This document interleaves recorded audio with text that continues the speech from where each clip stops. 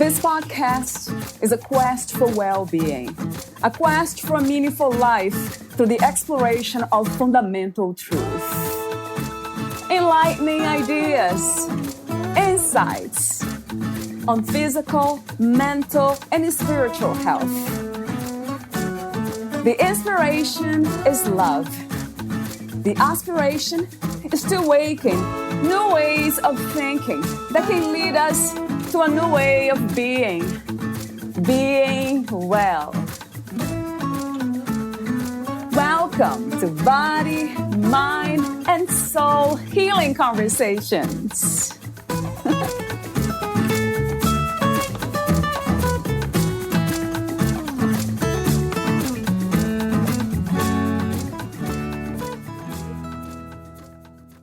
When my mother passed, I ended up reorganizing my life and left a high-paying but high-stress position for an investment and passion project. I was quickly rewarded by the universe and affirmed that this was the right choice. Eric. Valeria interviews Eric Carter-Spurio. He is a husband, father, online business consultant, fly fishing guide, and spiritual seeker. He has been helping companies as well as personal brands with their online presence for nearly 15 years. His last major project in the field consisted of helping a small art collective out of Santa Fe, New Mexico, go from debt to a $0.5 billion valuation in approximately 3 years' time. Eric has spent thousands of hours in meditation and considers his spiritual fervor his greatest asset. Meet Eric at anchorfly.com. Here's the interview with Eric Carter-Spurio.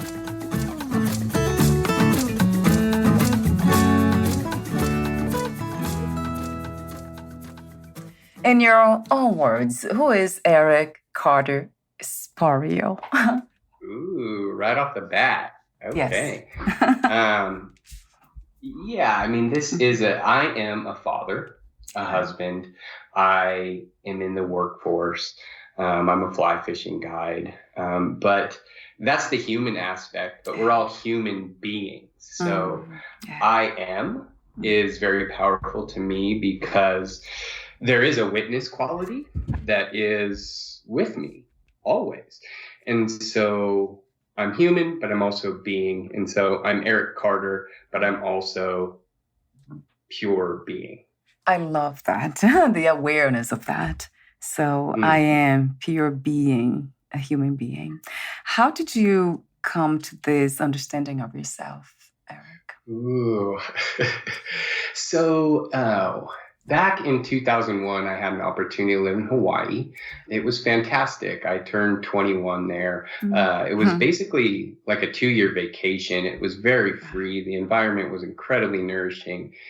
And I was having a lot of spiritual fervor, as I called it. I read The Way of a Peaceful Warrior by Dan Millman, and it just unlocked all of this passion, all of this seeking. And I didn't even know what I was seeking, but I was seeking it. And that was the start of it for me.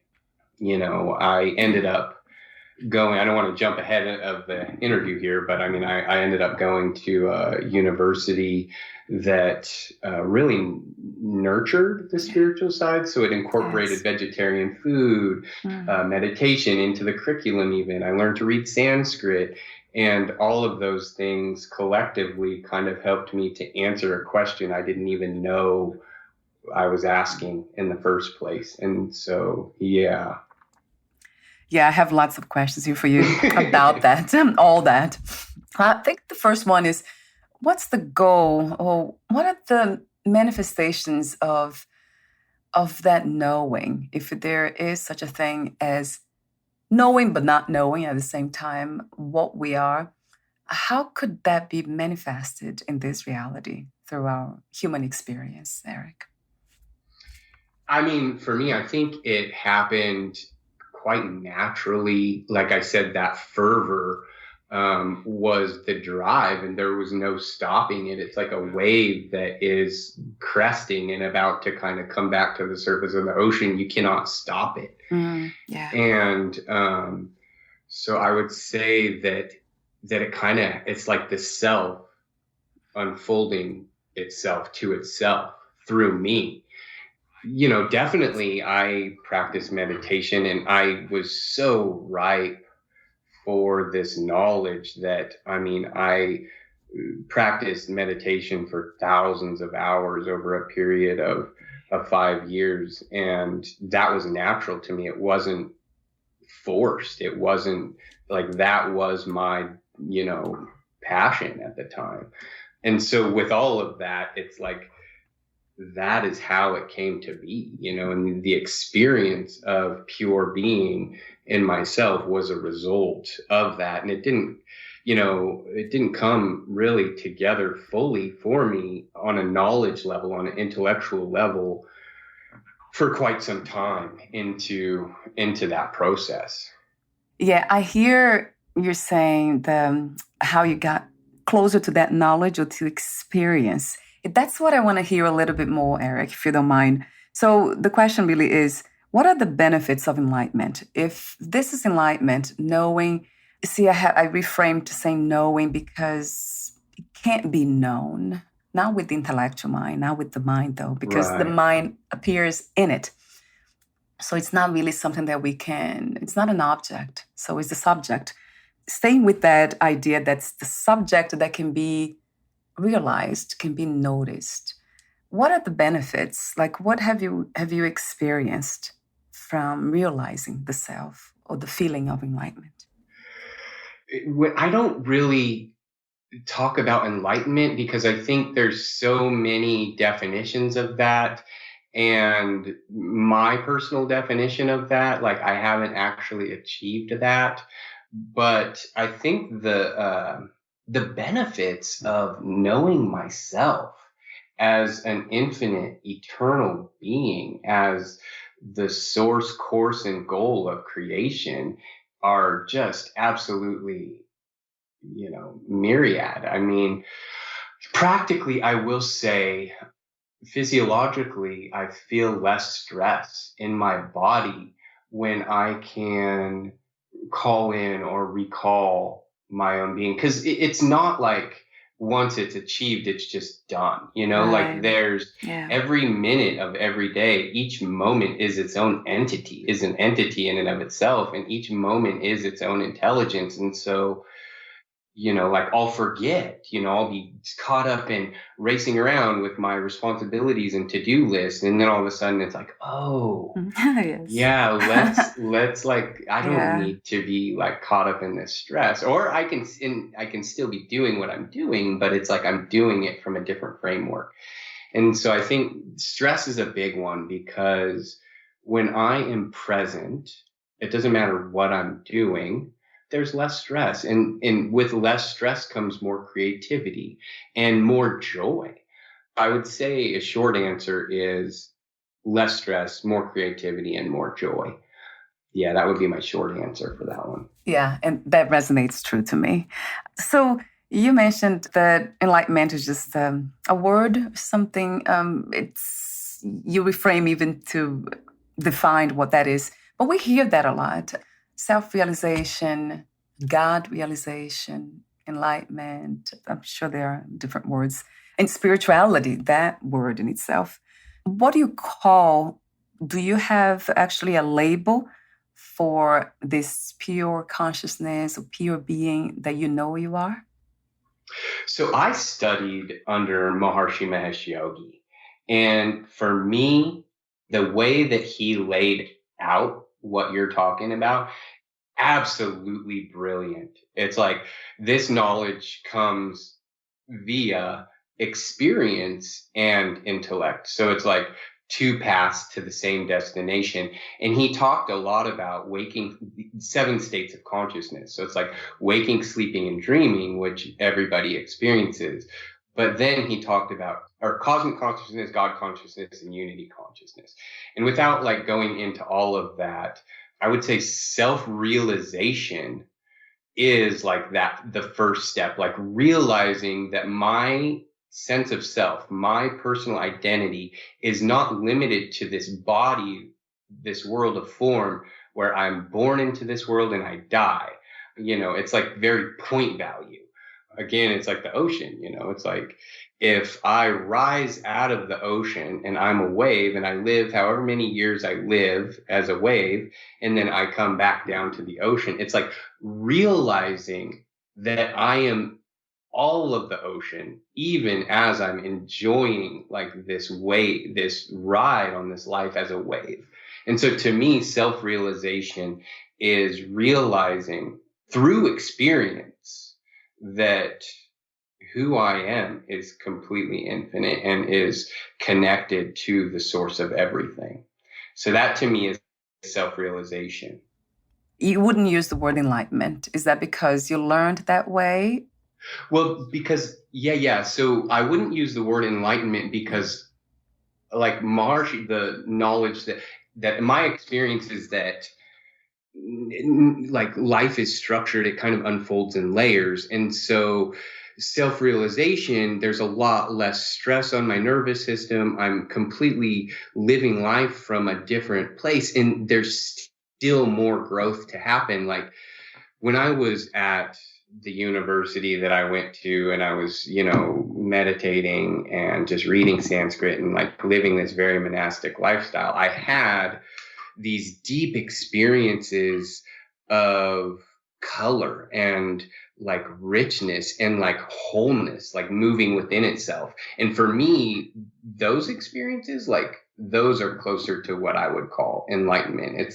So for me, there's still more refinement that is possible and that will happen and as it happens. But yeah, I think witnessing like that wakeful quality of pure consciousness, of awareness all the time, 24 hours. So I'm more aligned with that lively intelligence than I am my own body. And like even at night, like if I was fully enlightened, I believe that like my body would rest, but my mind, I would be witnessing myself sleep. Like, so there would be, you know what I mean? Anyway, I feel like I might be losing you here a little bit, but to me, there's more refinement that happens after self-realization, to like encompass like a fully enlightened potential of like the nervous system.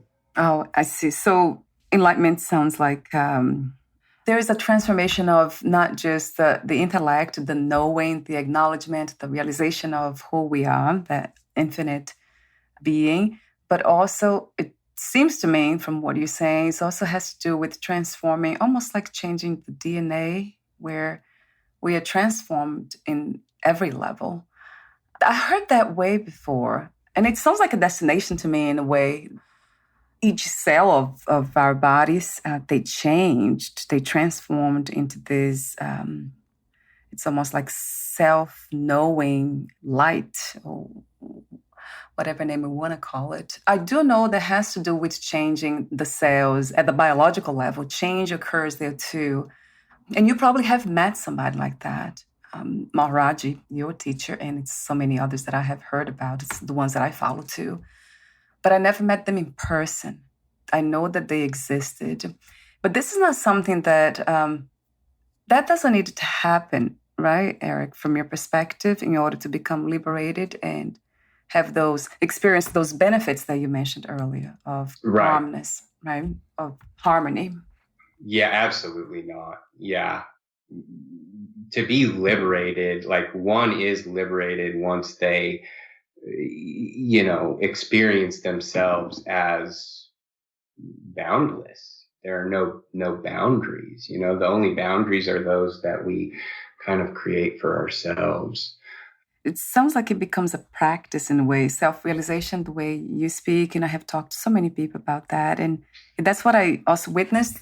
And I see that they are doing. They are constantly engaging in practices such as meditation, karma, yoga, dharma, the work they do, the service that they offer. So I see a lot of the actions related to that knowledge. So self-realization, it's a practice. I mean, it's a practice of that knowledge, almost like the integration of that knowledge into the human experience. Would that be it? I would say the integration of that knowledge into the human experience is closer to my experience than having self-realization be a practice, because for me, I mean, for me, really, it kind of happened spontaneously through experience of meditation and then studying like the Vedic literature.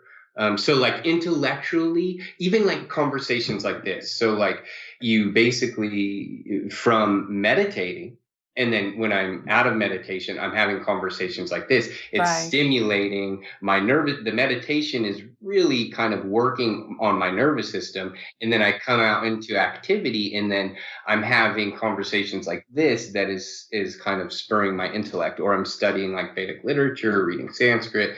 So it's like experience and understanding creates that experience of self-realization, and I think growth in higher states of consciousness, and ultimately enlightenment. Yes, and I have also heard of people who have realized the truth, per se, that way, which I have to say without any, let's say, reservation, that they realize the truth, and then they don't actually engage in actions. I mean, they do. We have to do something here. But it's in a sense of just being very joyful and kind of light and playful with everything. It's not taking any of this seriously, the human experience seriously. So they don't really engage in doing something to help others. They already realize that the other do not exist in that sense, that we are everywhere, and the other is you. So there's no really this desire, this passion to help others, or to be in nature, or to do anything like that. It goes away. And they are just kind of present, but within that deep knowledge that they already are. So there's nothing to do, to say, to fulfill, to add. It's just here already. Everything that we're looking for, interestingly, it's already here. It's not out there. But there's, when you speak of action, doing, has been my also, let's say, it has to do with karma, I believe. So it's people like myself, perhaps you too. There's something about service that really makes us, the body-mind complex, feel more integrated to it. It's almost part of it. Of course, everything there's no separation, but there's that perception of separation. So the body-mind complex kind of feel better in a way when it's engaging in conversations like this, or serving others and all that. I believe that's almost like the body-mind complex serving itself. So it now merge with life itself. That's what it feels like, doesn't it, Eric? That's what it feels like to me. Yeah, I mean, it reminds me of, are you familiar with Amma?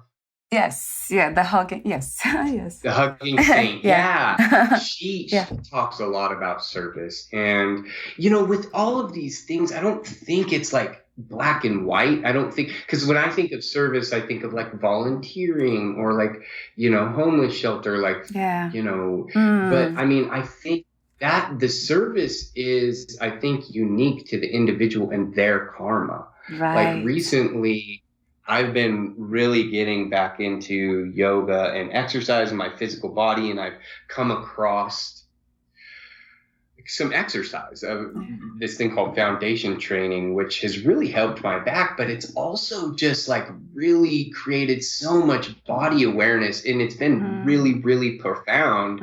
And to me, that feels like service. As strange as it is to say, it feels like because I don't know. It feels like it's like playing an integral part in human evolution by evolving my own physiology. And it's something that I could choose to do or to not do. And I feel so much better when I so much better. I feel super connected and profound insights. I feel very aligned when I do my self-care with my physiology. And in a way, to me, like that, there's no greater service that I could do, it feels like, on a certain level than that, Yes, I never heard it that way. And I never said that way. I never mentioned this here or to myself before.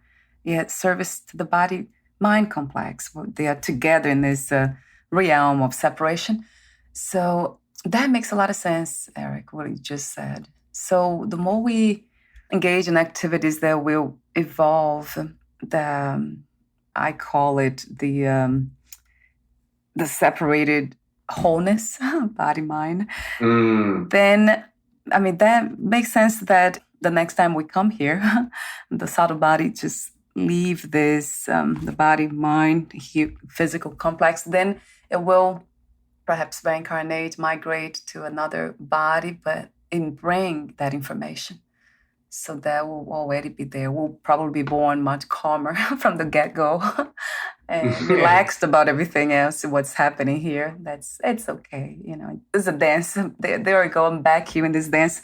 I remember saying that to myself, and I often say on the podcast, when I was about 6 years old, I remember looking at myself in the mirror and saying, oh, you're back here in a female body this time. I love that. Isn't it interesting? How do you remember these things? But I mean, but remember, not remembering at the same time, because I don't remember any past lives, although I have done a lot of meditation and I have seen a lot of which could have been lifetimes, but it's something that for some reason I'm not interested in this lifetime per se, in past lives. Have you had the experience through meditation? Not of past lives. No, I will say that what kind of triggered that response in me when you were talking about being young and having that just profound insight was there when I was probably like 4 or 5 years old. Somehow there was this poster that my mom bought me and put on my door, and I don't remember. It was like a poem, but it just the title was "I Am." And then it was like this poem. And I should actually go and look that up and see if I can find what that was. But I remember having this very profound insight, even at this age, I am me. And I told my mom, I'm like, Mom, I am me. And she's like, yes, sweetie. Yes, sweetie, you are. And I'm like, no, you're not getting it. I am me. I don't know. It was, it was hard to explain, but it was definitely some recollection of previous knowledge before this lifetime. Yeah. Yeah. I got goosebumps though by you saying that. So that's almost like a confirmation of that too. Yeah, it sounds almost surreal for the mind. It's interesting how the mind is it's almost blocks any kind of reality that's not perceived as the physical one. Yeah. Isn't that interesting? Blocks and oh no, that's just I know we were just talking about this. It might be it's just a conversation, but it's not real. It's not true. But then the body, I feel in the body. And a lot of times after these conversations here, I have visions when I sleep at night, and then I have these beautiful visions.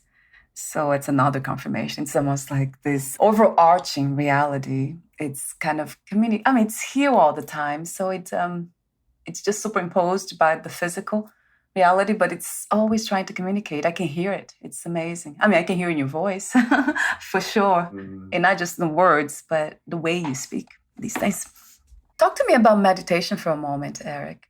The kind of meditation that you engaged in, and also why so many kinds of meditation, and what is to meditate? Yeah, I don't have a ton of experience with different kinds of meditation. I was fortunate enough to kind of fall into one type of meditation, which for me was transcendental meditation. And literally it produced a result or a conclusion or an insight or whatever you want to say that I didn't need any other meditation, and so I didn't explore a ton with different techniques and whatnot. I can talk about transcendental meditation because that's what I know.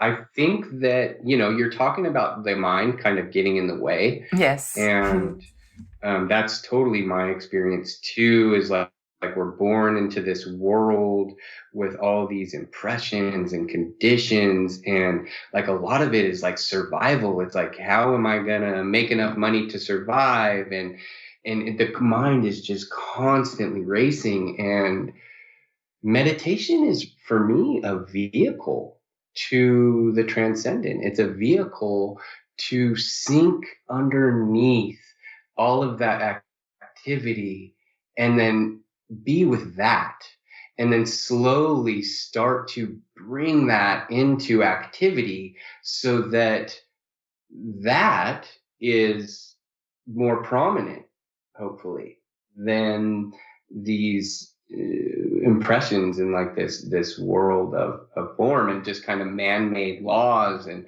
all of these things, you know. So quite simply, meditation for me is a vehicle to our source with the intention of bringing that source into activity where it wasn't previously. Right. Yeah, that resonates very true. So it is a tool. And then do we need to meditate once we have, in your case, you have realized pure consciousness? Why is there a need to continue to meditate for some of us? That's a really beautiful question. And I actually have gone down different paths in regards to this. I guess first I will say is like, my answer may not be your answer. Right. You know what I mean? Yeah. So when you say, do we need to meditate? Right. Like, I have no idea. Yes. I only know what I need, you know? Yes. And I will say that in the thick of this kind of 5 to 7 year deep dive for me, like this really monastic lifestyle, it was like this really inward stroke. And then I kind of came out and started to just engage a lot more, and then started to make money and started to do these things in the world. And it was like self-realization doesn't go away. You know, once the self is realized, I mean, and I don't even have to realize the self for it to be. I mean, it is what it is. It's the only thing there is, but it's like consciously realizing it. And then it's like, okay, there is nowhere to go, you know, like, why do I need to meditate anymore? Because like, I already know my nature.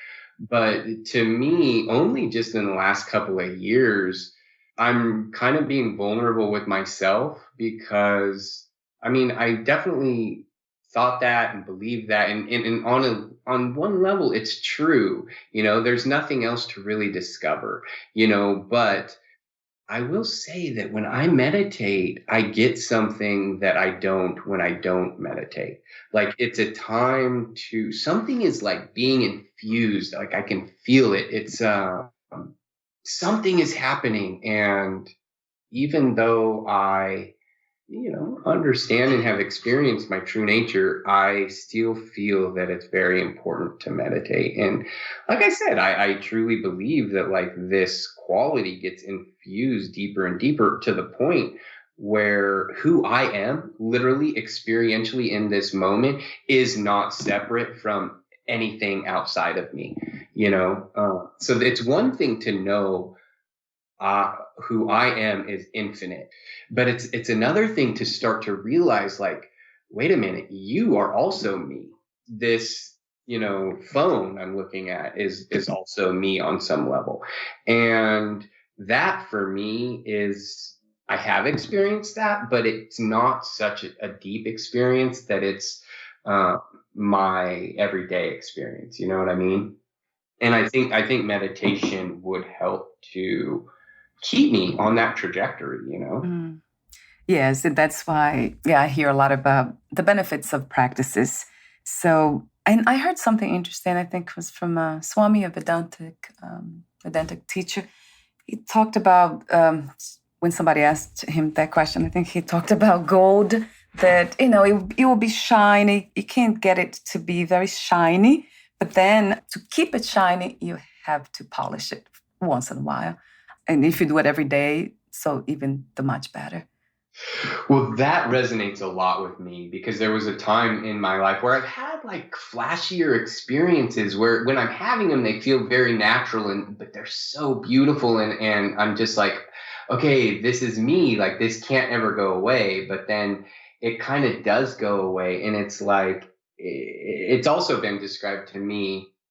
It's like walking in a forest, and the sun is about to set, and you're just seeing the sun through the trees, and it's just so beautiful. And that same moment happening, but your back is turned and you're like not really seeing it. And so I think that the world and how we perceive it, it can be refined, and we can open up towards more joy, and it's, however, I think meditation for me is a path to being able to feel more joy in my daily life. Yes, that sounds wonderful. And when I hear that from you, what I also hear is that being joyful, it's not just for you, but you're passing that on. So that's a transmission of that joy too. It's being exercised. So that's a beautiful thing. So it's interesting to notice that by wanting something for ourselves, desiring to bring, or to, let's say, to let the sun shine, as you mentioned, I love the metaphor of the sun. It's good for everyone, for everything. Sometimes it sounds selfish when we think about it, I'm doing this for me. But when we look at it, it's such a beautiful thing, because its sun is shining here, but it shines also everywhere. Like the sun itself, right? It shines for everyone. I love this point, because we're talking it's selfish, right? Yes. Right. It's yes. selfish. Yeah. And like somehow we're taught that that's like bad, but like nothing is, I mean, I believe that taking care of ourselves is the best thing we can do for humanity. Yeah. And to me, that is service too. It's like, if, meditation, I believe is one of like the highest levels of service that we could do as humans. I mean, I feel like that. So yeah, and it is. I don't meditate as much these days, although I do a lot of contemplation, work, and reading. My main interest is Vedanta, so I'm always reflecting upon that. I often kind of stops, and I do a lot of these conversations. I have a lot of them here, so they keep me in the moment and kind of focused on that sun of that light. But meditation, for some reason, I've done it a lot, but it's now a calling these days. So it's more contemplation, and it's a different kind of practice, but it feels like a meditation. It really does. Well, that's it. Like meditation, like I was talking about, and it's a vehicle to our being, to ourself, to like that transcendent space. And so if you're achieving that through other means, like these conversations, for example, right now, talking with you, I am 100% transcending. Yeah, me too. And so there really is, I mean, one could say that, if you measure, well, I don't know. I won't get into the science and start comparing this conversation to actual eyes closed, like for my sake, mantra meditation. Right. But you hear what I'm saying. Yes, it's like, we can't get too caught up in the language of it all, because it's like, if we're experiencing the self, we're sharing the deepest kind of aspect, we're super present, I mean, that is very, very, very powerful. Yeah, and it feels like it. Oh, Eric, before, I actually have other questions here for you, but before that, I also want to hear from you, the transition. I know I have it here. It's part of, I think it's in your bio. There was an email that you sent to me.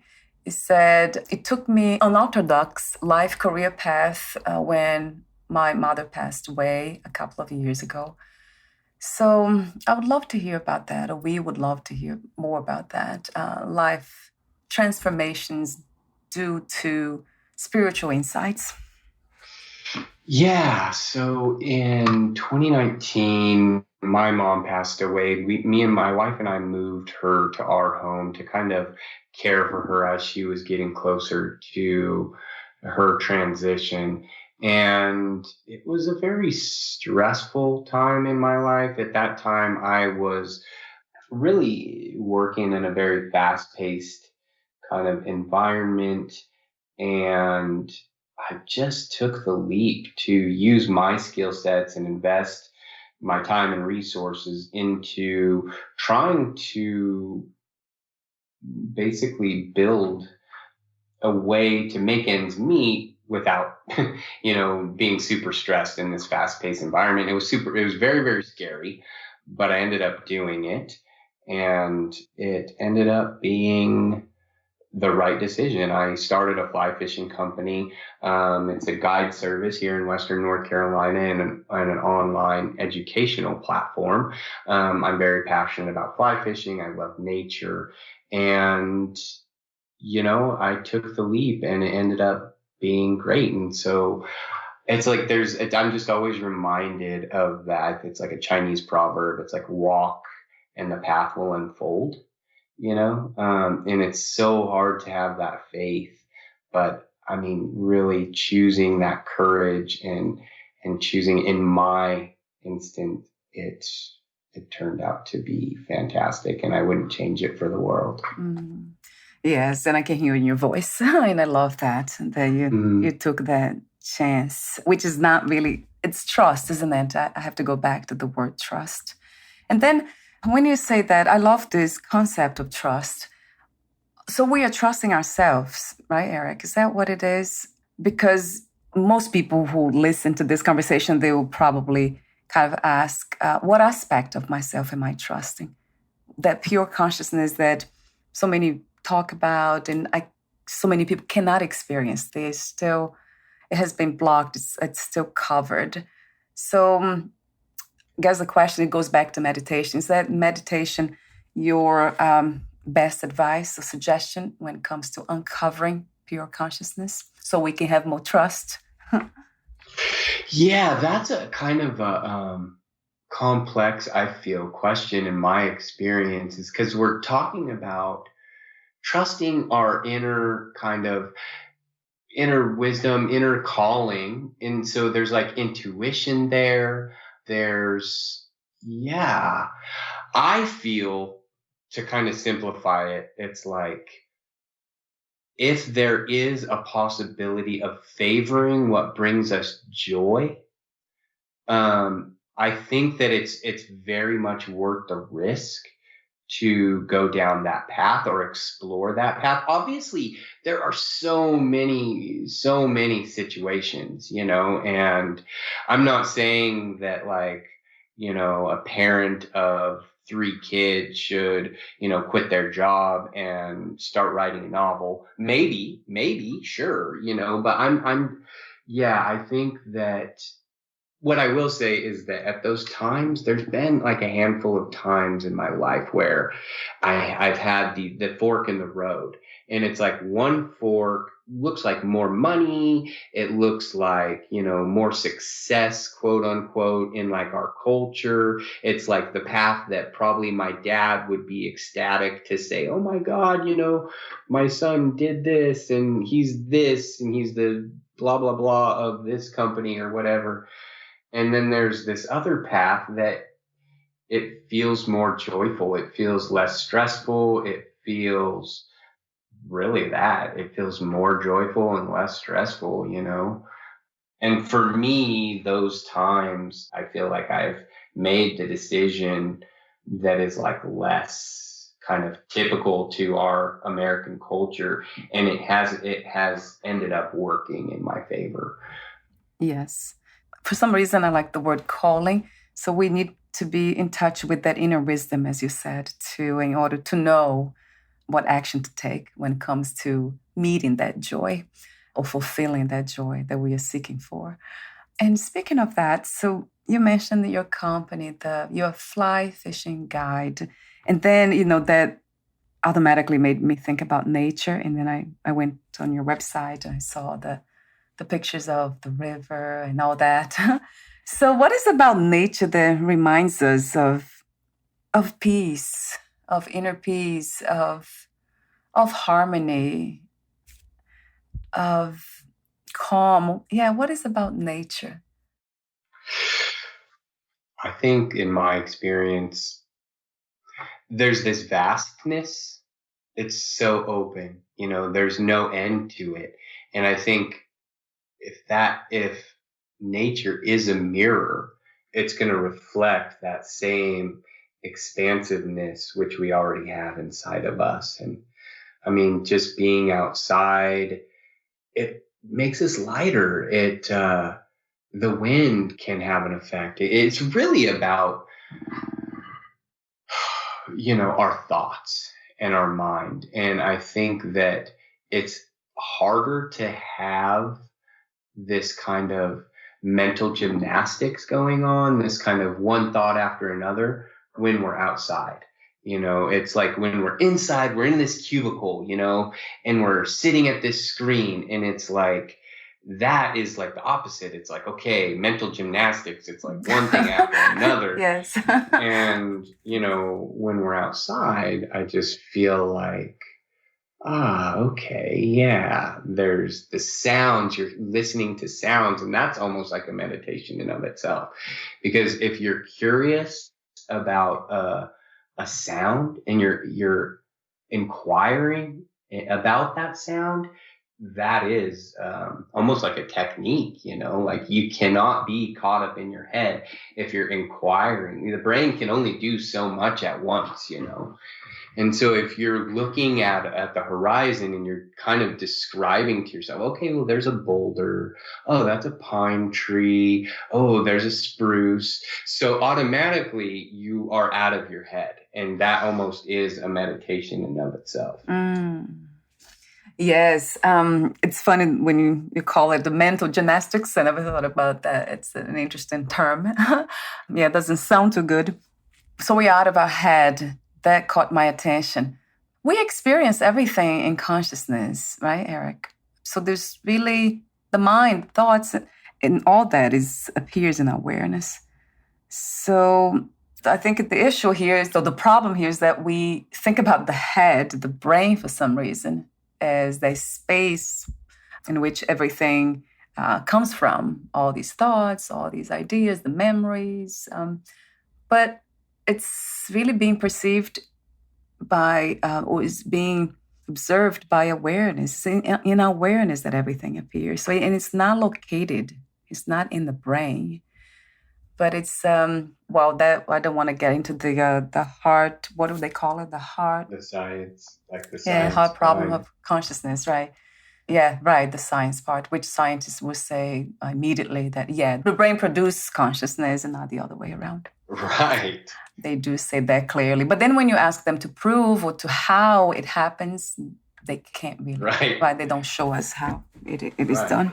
Well, and then there's like quantum physics, which is now talking about how, like, what is it, the many worlds theory or whatever, where it's like, literally human awareness is what creates all these different worlds. So, and then anyways, that's a whole, probably another podcast there, but I feel like I kind of derailed you a little bit there. Yeah, no, that's it.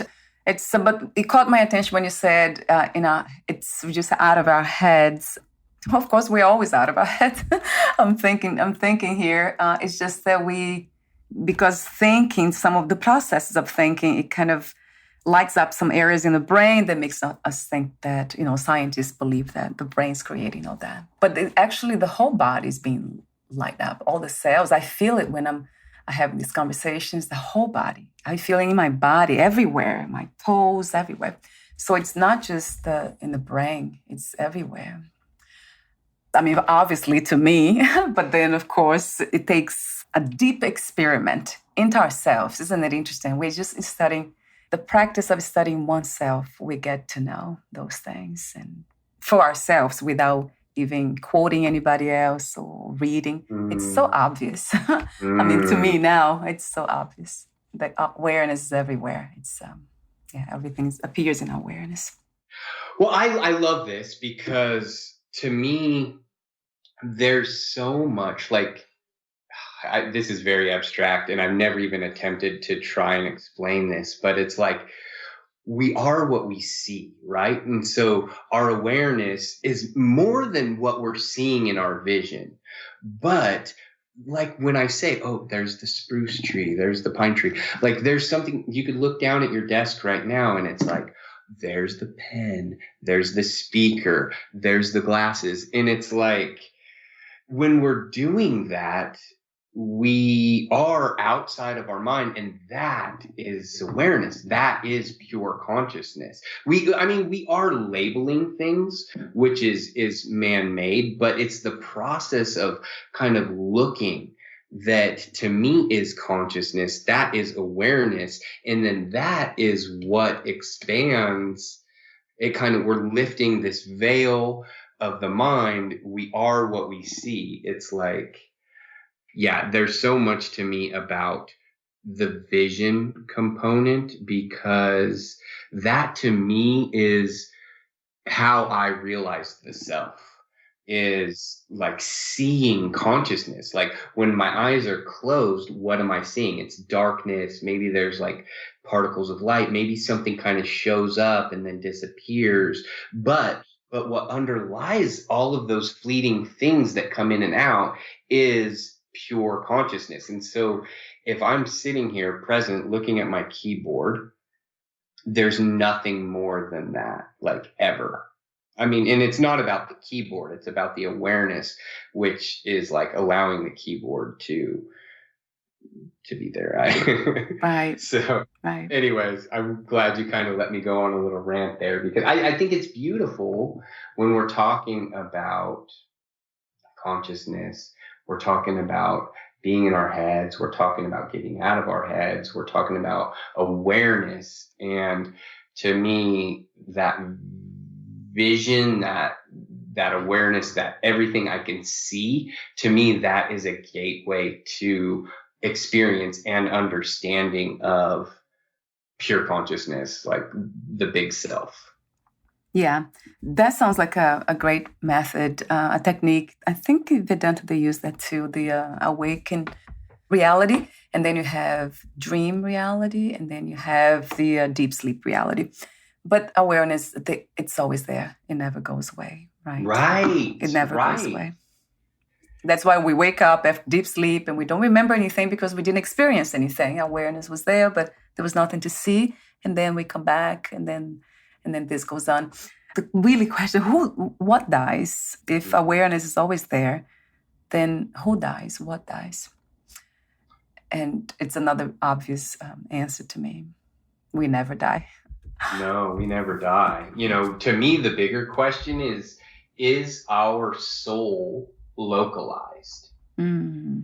To me, that's the question. You know, it's like, when I die, I know, you know, if I died right now, my body, I mean, my awareness would just be here. It feels like it would blend in, like when the wave crashing down into the ocean, my awareness would kind of blend in, but there's some intelligence that remains. My feeling is that the work that we do in this life on our nervous system has a memory attached to it, and that the bigger we become during life, the bigger we are once we lose the body, once we kind of drop the body. That's just a total theory. That would make sense, because then it expands, right? When you talk about being bigger, then it's expansion. That's going back to just merging with the ocean again, right? So there's no limits anymore, no boundaries. It's just everywhere. But as soon as we still have this sense of localized self, and which it's called separated self, there's this perception, or the ego, as some call it, then yeah, it makes sense also that would keep coming back in new bodies and still feeling limited, because it's still there. Well, and you see, like, I've seen a couple of like these like haunted shows or whatever, where there's like ghosts, and you know, like these ghosts, they say, are trapped. And so obviously that soul didn't just completely merge and expand and just like gets to do whatever they want. And like, maybe they do, maybe they're making a choice to be trapped. But yeah, I think it's kind of independent, like unique to the individual or the soul, you know? Yes, right. Oh, that's another interesting idea about making that choice? I don't know, Eric, because I think this is what we all want, right? If we ask all human beings, do you want peace? Do you want happiness, freedom? We all want that. Right. Yeah. That's kind of the nature of life, right? To be free. To be itself, it's freedom itself.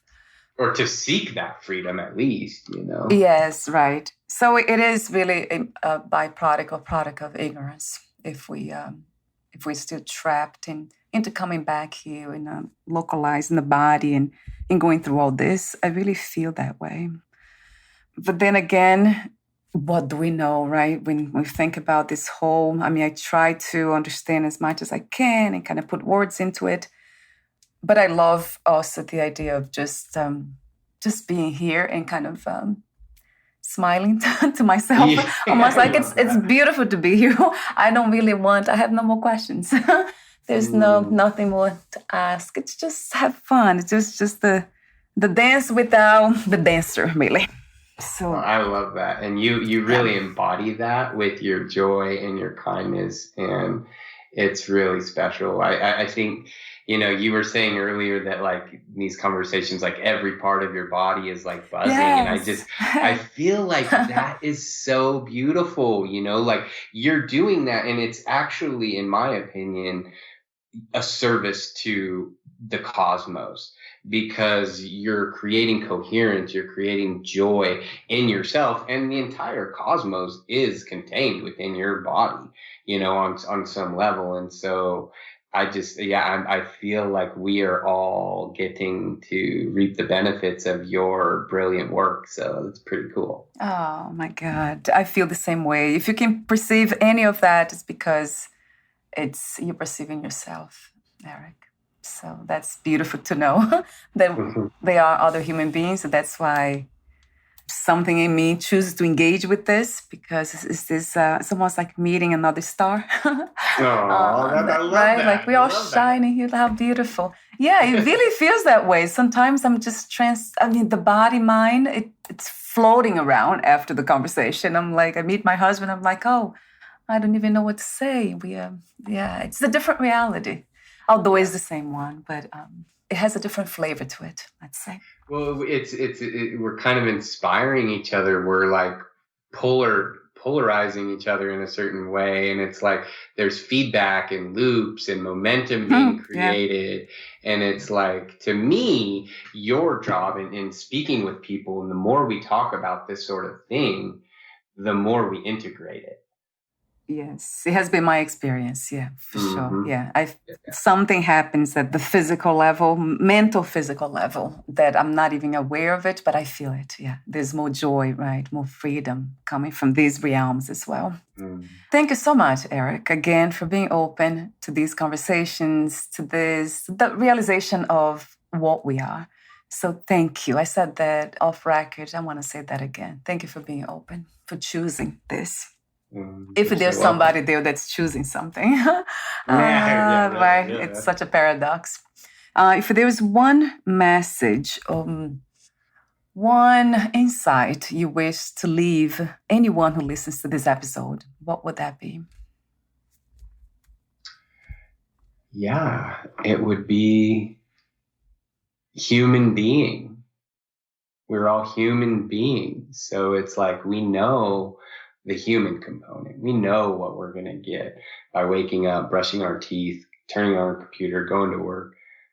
Do you know that being component? Because if you don't, I highly encourage you to investigate that, explore, and learn, because I think that is what we take with us when we leave here. We don't take our computers, we take our being.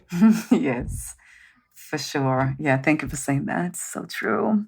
I know you're also an online business consultant, and you mentioned earlier being a fly fishing guide. So what is the best place to find more information about you or to contact you? Yeah, Eric at Anchorfly, ANCHORFLY.com is my email.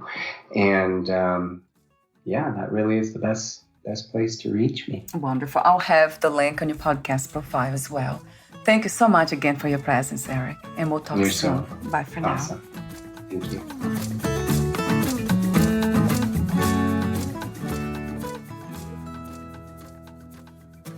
Thank you for listening. To learn more about Eric Carter-Spurio and his work, please visit anchorfly.com.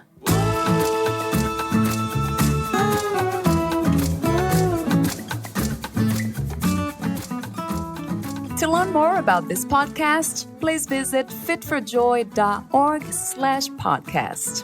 Thank you again for listening, and bye for now.